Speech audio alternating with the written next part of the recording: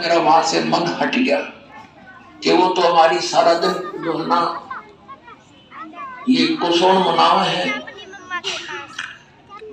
अपने आत्माओं गति करवा दी, किस गति करवा दी के गंगा में अस्थि डलवा दी, होगी गति।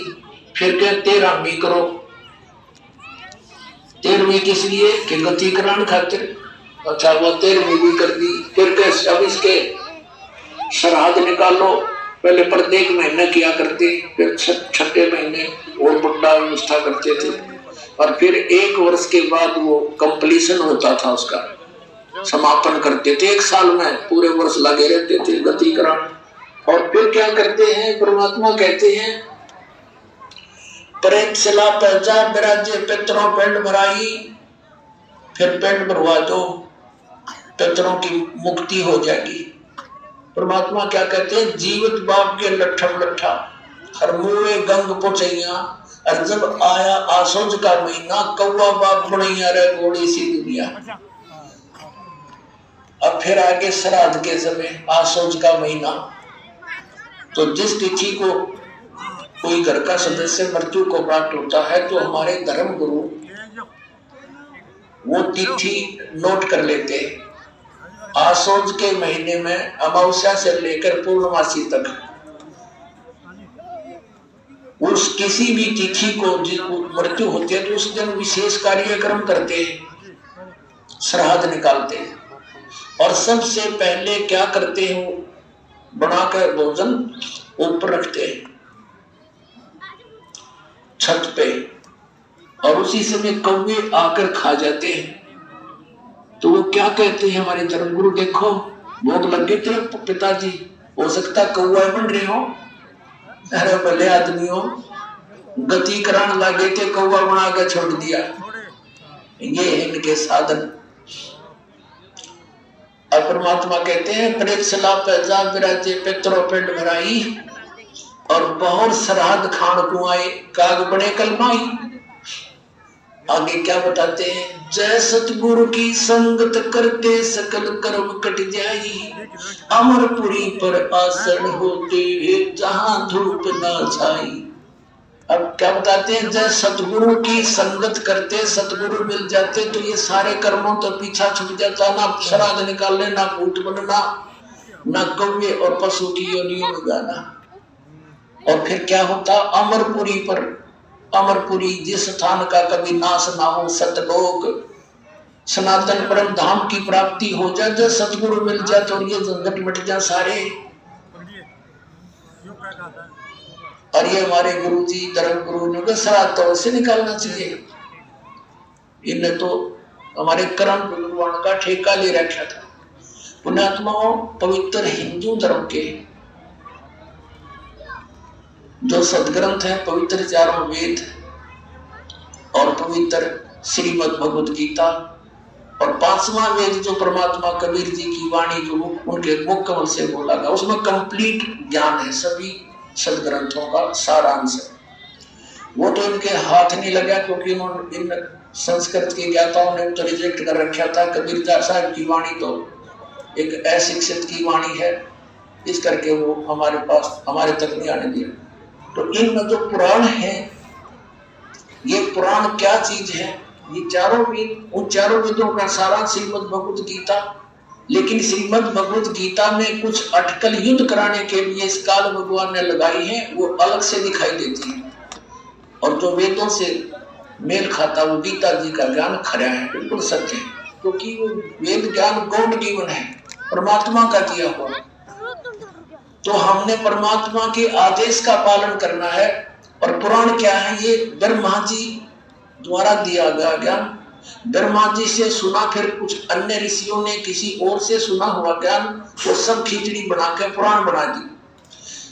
अब वेदों में इन श्राद्ध आदि कर्म कांड का निषेध है, और गीता जी में निषेध 9वें अध्याय के 25वें श्लोक में सबच किया है, भूत कूदने वाले भूत पड़ेंगे। ये देखिएगा श्रीमद् भगवद गीता, गीता प्रेस के रूप से प्रकाशित है, जयदयाल रोहित का इसके अनुवादक है। अध्याय नंबर 9 का ये है अध्याय नंबर 9 श्रीमद् भगवद गीता, श्लोक नंबर 25। देवताओं को पूजने वाले देवताओं को प्राप्त होंगे, पितरों को पूजने वाले पितरों को प्राप्त होते हैं, और भूतों को पूजने वाले भूतों को प्राप्त होते हैं, और मेरा पूजन करने वाले मुझको ही प्राप्त होते हैं। अब ये श्राद्ध कितना आगे करे। अब आपको दिखाते हैं झलक पुराणों में क्या लिखा है। एक मार्कंडेय पुराण है। एक रुचि नाम के ब्राह्मण थे, ऋषि, और उसने वेदों को समझा पढ़ा, विज्ञानी आत्मा थी कि मनुष्य जीवन केवल मोक्ष प्राप्ति के लिए प्राप्त होता है। इसलिए उसने ना तो विवाह कराया, ब्रह्मचारी पद पर रहते हुए 40 वर्ष की उम्र हो गई थी, और अपना जंगल में वन में रहता था, कोई मकान झोपड़ी भी नहीं डाल रखी थी। ये सोच करके मोक्ष प्राप्ति करानी है, क्या संग्रह करना है, 2 दिन का जीवन है। और वो वेदों अनुसार साधना कर रहा था, रुचि ऋषि। और उसके जो पिताजी, दादाजी, परदादाजी, चौथा दादाजी वो मर चुके थे, वो भूत बन रहे थे, और वो भी ऋषि थे, ब्राह्मण थे। उन्हें भी ये कर्म कांड करे और करवाए थे, तो भूता बनेंगे हुए। तो वो चारों दिखाई दिए और कहा, बेटा तूने विवाह क्यों नहीं करवाया? विवाह करवा कर तुम हमारा श्राद्ध करता है और हमारी गति हो जाती। अब रुचि कहने लगा कि पितामहो, वेद में तो ये मना कर रखा है, ये श्राद्ध श्रुद्ध निकालना, ये कर्म कांड करना, ये तो मूर्खों का मार्ग है।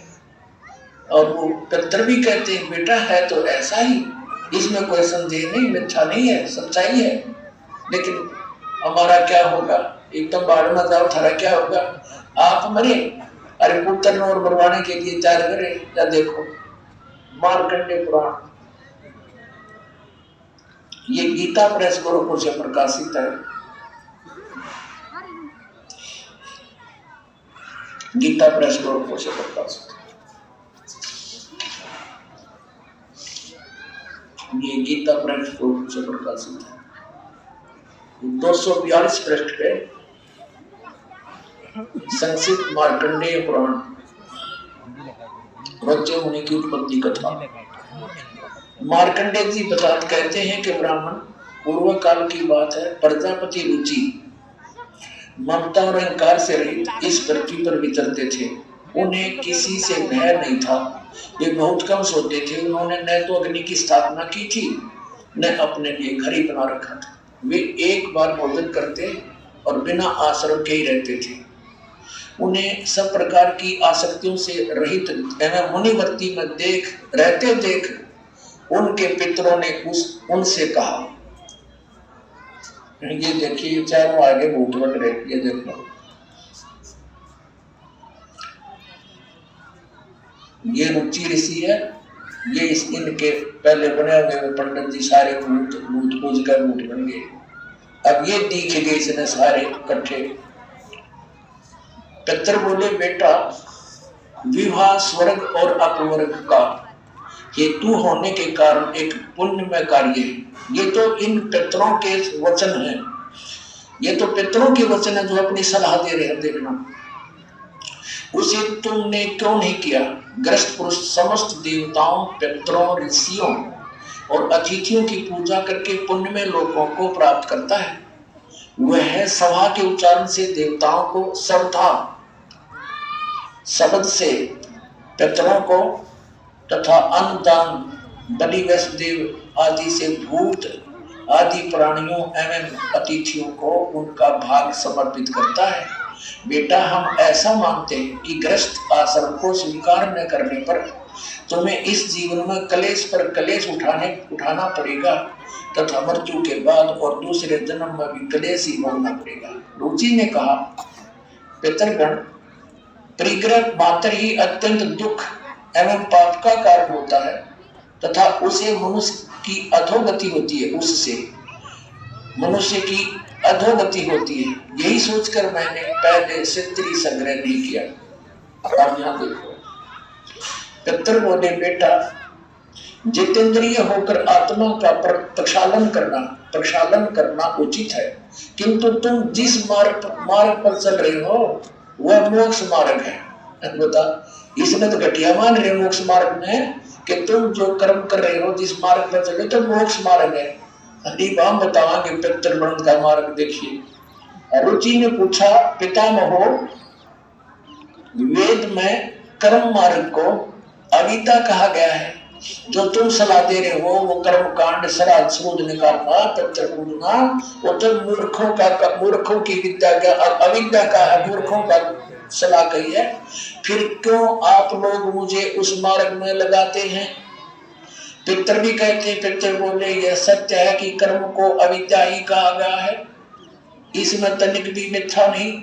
फिर थारा सर्वोच्च क्या फिर कह रहे हैं? बता भाई, ये हमारे पुराण में लिखा है। अब इस बात को पितर भी मानते हैं, आप जो साधना करें तो मोक्ष मार्ग है, आप फिर उसको सलाह दे रहे हैं भूत पूज श्राद्ध निकाल ब्याह करवा, अरे यो नरक मार्ग है। और आप भी मानते हैं कि आप जो मार्ग अपना रहे हो तो मोक्ष मार्ग है।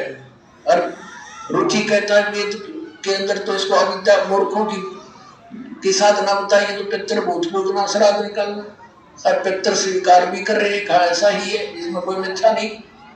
फिर ये बकवाद कर रहा है, गुरु ऐसा कर लो, पितर ऐसा कर देते, पितर पुत्र दे देते, टट्टू दे देते, आपका मुख्य मेरा बता रहा मूर्ख बना रखा है।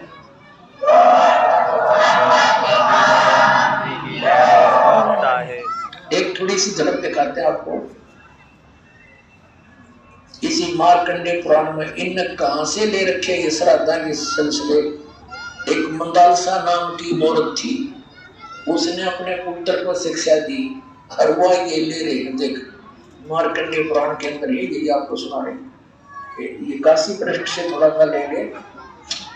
मंदालसा बोली महाराज, ये मंदालसा ज्ञान देती वाली है। मंदालसा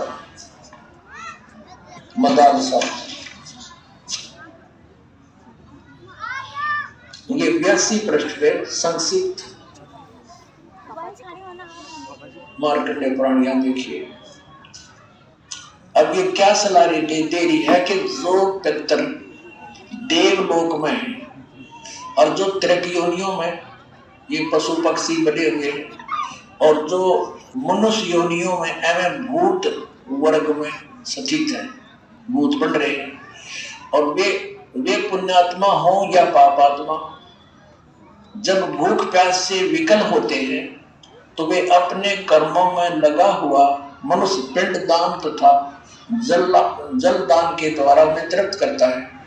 इसी तरह वह देवताओं और अतिथियों को भी संतुष्ट रखता है। देवता, मनुष्य, पितर, भूत, प्रेत, गुहक, पक्षी, कृमि और कीट आदि भी मनुष्यों से ही जीविका चलाते हैं।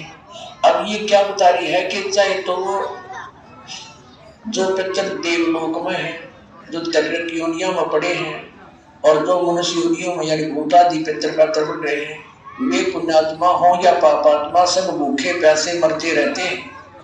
तो टट्टू देवलोक में हुए भूखे मरते तो प्यासे मरे। अब क्या बताते हैं आगे, ये देखिएगा यहाँ क्या बताया है संक्षिप्त मार्कंडे पुराण 92 पृष्ठ पे।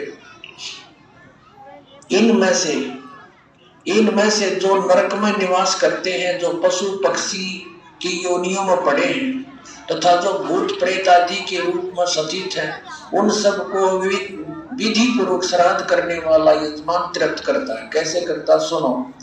मनुष्य पृथ्वी पर जो अन्न बिखेरते हैं, उनसे पिशाच योनि में पड़े पितरों की तृप्ति होती है, जो जमीन पर दाने डाल देते हैं। बेटा, स्नान के वस्त्र से जो जल पृथ्वी पर टपकता है, उससे वृक्ष योनि में पड़े हुए पितर तृप्त होते हैं। जो रूख वृक्ष बन गए, उन लोगों नहाकर जो वस्त्र ने छोड़ दिए ना, वो वृक्ष योनि में पड़े हुए तृप्त हो जाएंगे। अरे मेरे आदमी हो। अब ये एक बार क्या था, परमात्मा कबीर जी काशी में गंगा घाट पर चले गए। गंगा का घाट बना हुआ है, वहां पर ये ब्राह्मण लोग सूर्य को यानी ऐसे सूर्य की तरफ मुंह करके गंगा से जल उठावें और वहीं डाल दें। कबीर साहब बढ़कर उसमें गंगा में घुटनों पानी में और ऐसे नौकर लगे गंगा के जल को पटरी पर फेंक रहे पूरी स्पीड तक। अब वो सारे पंडित जी अपना काम छोड़ के कबीर साहब की ओर देखने लगे। कहने लगे वो कबीर ये क्या कर रहा तू? कबीर जी बोले आप क्या कर रहे हो मंडना बू?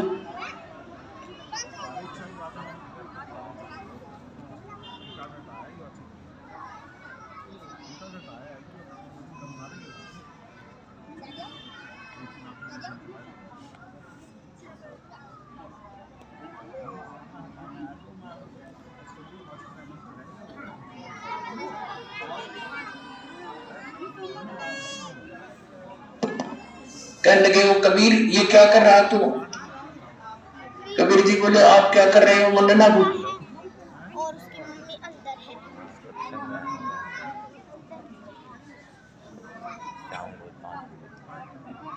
की तृप्ति होती है जो देव भाव को प्राप्त हो रही।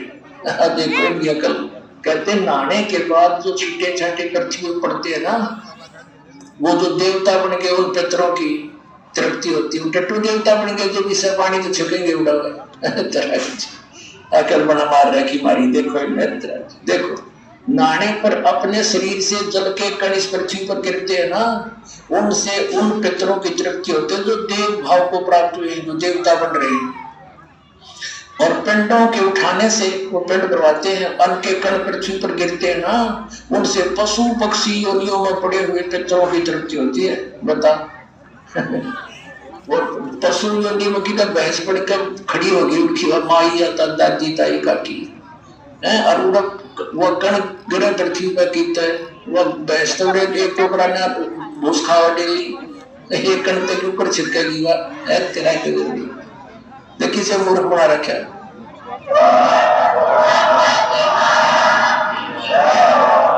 अब देखो उनमें बालक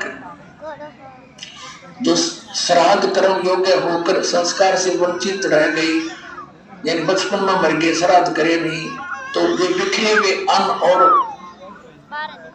ये समाज जन के जल को ग्रहण करते हैं। ब्राह्मण लोग भोजन करने के बाद हाथ मुंह धोते हैं और चरणों का प्रक्षालन करते हैं, तो उस जल से भी अनन्य पितरों की तृप्ति होती है। बेटा उत्तम विधि से श्राद्ध करने वाले पुरुषों के अन्य पितर यदि दूसरी योनियों में चले गए हों तो भी श्राद्ध से उन्हें बड़ी तृप्ति होती है। अनन्य उपार्जित धन से जो श्राद्ध किया जाता है उससे चंडाल आदि योनि में पड़े पितर तृप्त होते हैं। अब जो भूत प्रेत पितर कितने वृक्ष बन गए, कोई भैंस बना खड़ा है, कितने कोई काटड़ा बन रहा है, इन्हों का वो भी तृप्त होंगे। वो तो छक्के दो धड़ी खाओ एक जब पेट भरा। एक बार आदरणीय गरीबदास साहब जी गांव छुड़ानी हुए जिनको परमात्मा मिले थे और सचखंड ले जाकर वापस छोड़ा था, उन्होंने फिर ये ज्ञान दिया। एक उनका शिष्य था किसान, और वो गरीबदास साहब जी के पास मोक्ष में बैठता था, प्रतिदिन सत्संग सुनता था, दिन में विचार सुनते रहते थे, बैठ जाते थे। तो वो एक दिन नहीं आया। गरीबदास जी ने पूछा भाई कल क्यों नहीं आया? अगले दिन वो पहुंचा, उसने बताया कि महाराज जी कल मेरी माँ का श्राद्ध था और हमारे गुरु जी और पंडित जी आए थे, उन्होंने श्राद्ध कर उसमें सारा दिन बिजी रहा मैं। अच्छा भाई, फिर कहने लगा जी कल भी नहीं आना पाऊंगा मैं। तो गरीबदास जी ने पूछा कल क्या बात है? कि कल मेरे पिताजी का श्राद्ध है। अच्छा, परमात्मा पहले भी बहुत समझाते थे गरीबदास साहब जी, लेकिन हमारी बुद्धि इतना काम नहीं करती है, संसार के व्यवहार को बड़ा महत्व देते। तो कभी गरीबदास जी ने कहा भी एक काम करना बेटा, जब तेरे पिता का श्राद्ध निकाल ले तुम्हारे वो ब्राह्मण जी, उसके बाद 2 व्यक्तियों का खाना ले आना यहाँ पर।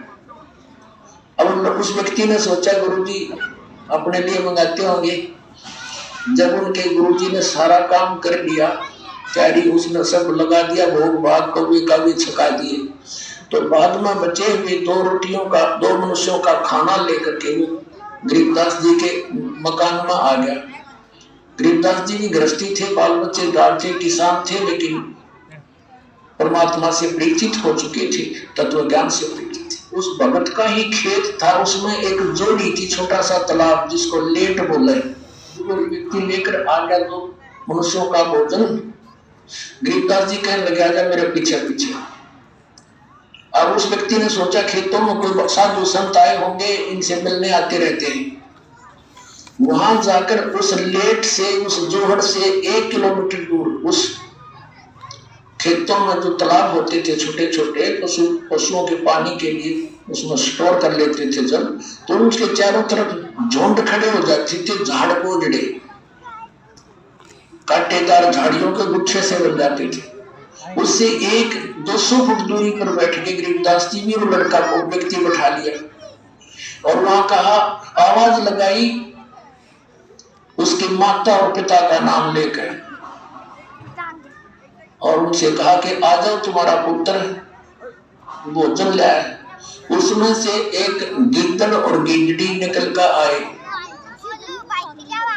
और वहां आकर खड़े हो गए और लीला थी गरीबदास साहब जी की और कहा, बेटा ये तेरी माँ, ये तेरा बाबू, ये तेरा पिताजी, इन्हें खिला भोजन। वो धर दिया खोल कर उसने। अब वो छक गए दोनों, 1 मिनट खा गए फटाफट और खा कर भाग गए। अब गरीबदास जी बोले कि तुम्हारे गुरुजी क्या कह रहे थे कि 1 दिन के भोजन खिलाने से और 1 वर्ष तक तुम्हारे पिताजी पितर जो जिस भी योनि में है वो तृप्त रहेंगे। अखा जी ऐसे कह रहे थे, ये दोनों भूखे मरे थे, खा गए सारे ने और भोग तो ला के आए हो तुम्हें। अखा जी उस दिन पीछे कान पकड़ लिया कि जी बाढ़ में जाओ, या ये तो बकवास है सारी, तो छोड़ दी सारी। और लोकवेद दंत कथा मनमाना आचरण उस प्यारी आत्मा ने।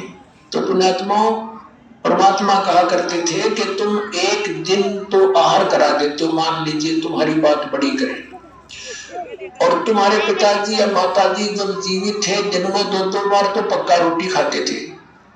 अरे तुमको 1 दिन के खाने से 364 दिन कोई जरूरत नहीं, ये कोई संभव बात है तुम्हारी? 1 दिन तुमने भोग लगा दिया, 364 दिन क्या खाएंगे वो? मान लीजिए तुम्हारे पिता काग बन गए, कौवे, तो रोज भोग ला दो उनका, 2 रोटी तोड़ के ऊपर रोज फेंक दो ताकि उनका पेट भरा रहे।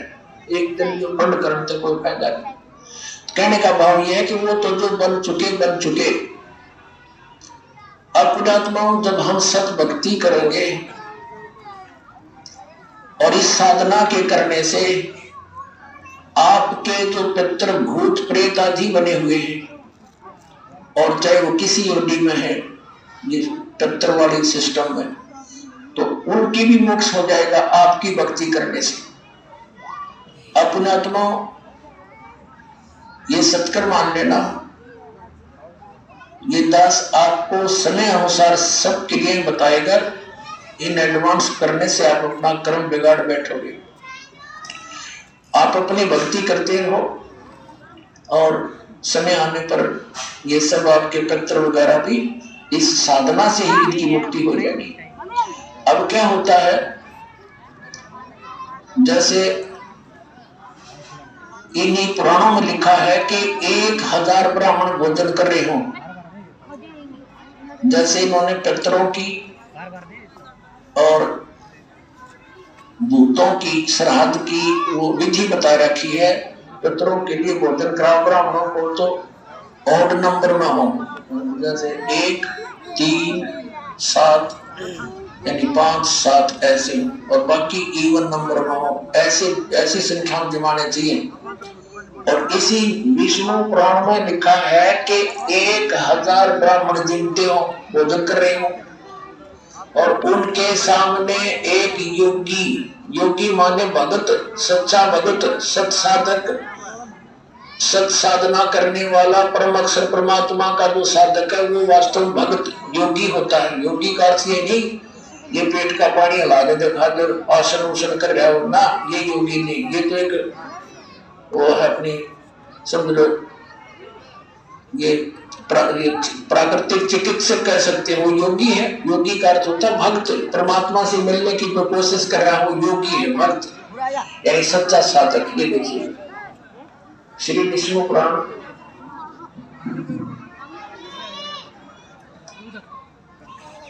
गीता प्रेस गोरखपुर से प्रकाशित है।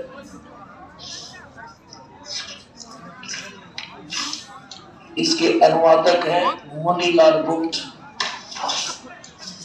जो गीता प्रेस गोरखपुर से प्रकाशित है। ये है अध्याय 16 और तृतीय अंश और पृष्ठ नंबर 213 पर यहां पर लिखा है, हे राजन, श्राद्ध करने वाले पुरुष से विश्व देवगण, पितृगण, मातामह और कुटुंबी जन सभी संतुष्ट रहते हैं। हे भूपाल, पितृगण का आधार चंद्रमा है और चंद्रमा का आधार योग है, भक्ति, और इसलिए श्राद्ध में योगी जन को नियुक्त करना अति उत्तम है, यानी सत साधक को। हे राजन, यदि श्राद्ध भोजी एक सहस यानी 1000 ब्राह्मणों के सम्मुख एक योगी भी हो तो वह यजमान के सहित उन सब का उद्धार कर देता है, यानी ब्राह्मणा का भी और योगी का भी और उनका यजमान का भी, सबका उद्धार कर देता है। पितरों की तो बात छोड़े।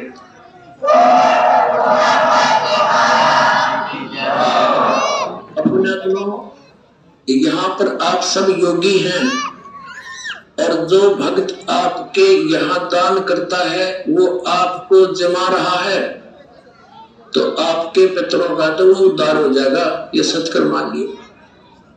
ये इतना गजब का मार्ग है जो हमारे प्राणों, जो सत्य है वो तो इन्होंने ग्रहण की नहीं, इन्होंने असत्य ग्रहण कर ली। अपने आत्माओं जैसे वेद, आपने रुचि ऋषि की कथा में देख लिया मार्कंडेय पुराण में कि वेद में इसको अविद्या कहा है, कर्म कांड को, और पितृ भी मानते क्योंकि वो भी ब्राह्मण थे, ऋषि थे। अरे वो लोग हमारी दुर्गति हो जाएगी जब दूसरा आदमी निकाल लेगा। अब जैसे एक श्रद्धालु कहता है कि जैसे हमारे पिताजी दिखाई दे जा और वो कहे बेटा श्राद्ध निकाल दे, तो हम क्यों नहीं निकालेंगे, निकालना तो पड़ेगा। कोई बात है? अपनात्मा उसका तरीका है। जैसे किसी का बालक और कुएं में गिर गया,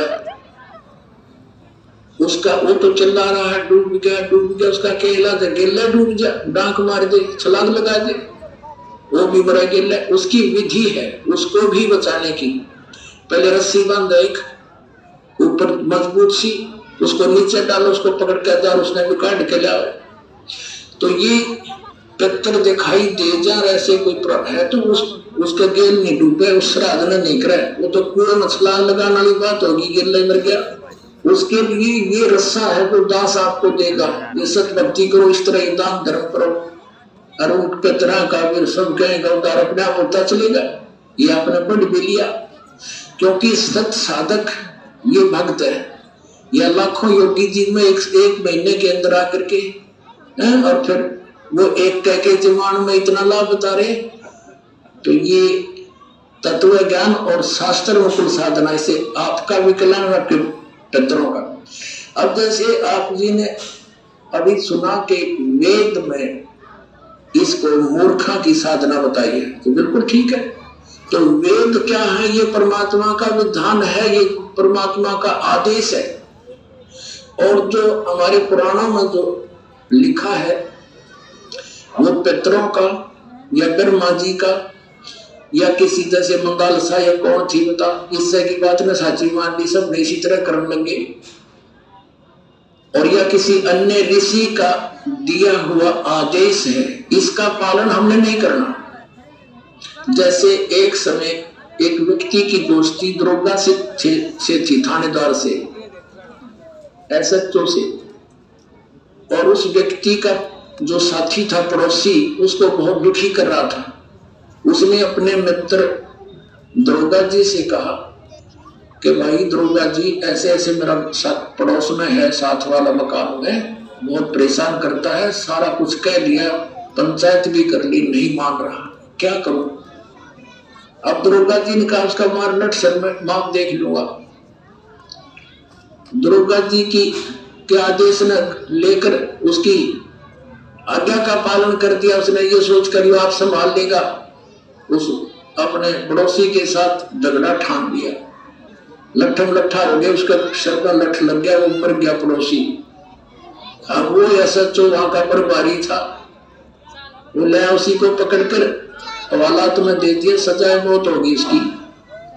अब राजा का विधान था किसी का लठ मारेगा और मर गया तो उसकी सजा होगी मौत, और वो विधान तोड़ दिया उस व्यक्ति ने। अपने मित्र एक अधिकारी की आज्ञा का पालन कर लिया, जिससे राजा का विधान टूट गया, वो दंडित हुआ। इसी प्रकार पुराणों में लिखा हुआ जो आदेश है ये दुर्गा जी का समझ लो इन पुराणों में। और वेदों में संविधान समझो भगवान का संविधान अगर तोड़ दिया इन दुर्गा जी के कहने से, पुराणों के या इन नकली धर्म गुरुओं के कहने से, इन शास्त्र गुरु साधना कराने वाले आचार्य और शंकराचार्यों के आदेश से हमने ये क्रिया कर ली तो हम दंडित होंगे, हम पितर ही बनेंगे, यानी मौत की सजा मौत की मिलेगी। तो ऐसी गलती हम तो ना करें भाई, और करियो भी मत। एक जीवित उदाहरण दास आपको देता है। मेरे पूज्य गुरुदेव जी ब्राह्मण वर्ण में जन्मे थे। हरियाणा के अंदर जिला भिवानी चरखी दादरी के पास एक पैंतावास गांव है, बड़ा पैंतावास, वहां वो रहते थे, किसान का काम करते थे, वर्ण ब्राह्मण है। ब्राह्मण कोई जाति विशेष नहीं, दास बहुत बार कहता है कि देखो ब्राह्मण बेदक जा कि ब्राह्मणों के विषय में कह रहे नहीं। और वो खेतों में, मेरे जो गुरुदेव थे ब्राह्मण वर्ण में जन्म था उनका, खेतों में गौवे चरा रहे थे अपने खेतों में। उसके पास पहले जंगल बहुत होते थे, वन बहुत होते थे। एक दिन उनकी भेंट हमारे दादा गुरुजी से होगी, यानी एक संत से। वो उससे प्रेरणा पाकर के घर से खिसकने की सोची और गुरुदेव का एड्रेस पूछ लिया। सब ज्ञान से परिचित होकर खेतों में शाम के समय गौएं चरा रहे थे और भी कुछ साथी पाली गवाले थे। तो उनको ये कहकर के मैं फ्रेश होकर आता हूँ, मैं देर हो जाए तो तुम पशुओं ले चलना, मैं आप आ जाऊंगा। वो जंगल में चले गए गहरे। पालियों ने वो अपने गांव में ले आए। अब वो शाम में काफी देर होगी, जब नहीं आए, उनका बचपन का नाम, गांव का नाम हरिद्वारी था, पंडित हरिद्वारी। और फिर उन्होंने अपना नाम बदल लिया था, कोई पहचान ना ले, घर से निकल गए थे। तो उन्होंने क्या किया, अपने कपड़े तो पहन रखे थे वो उतार दिए, 2 जोड़ी कपड़े लेकर गए घर से, उसने एक अलग से ले गए थे, किसी को दिखाया नहीं।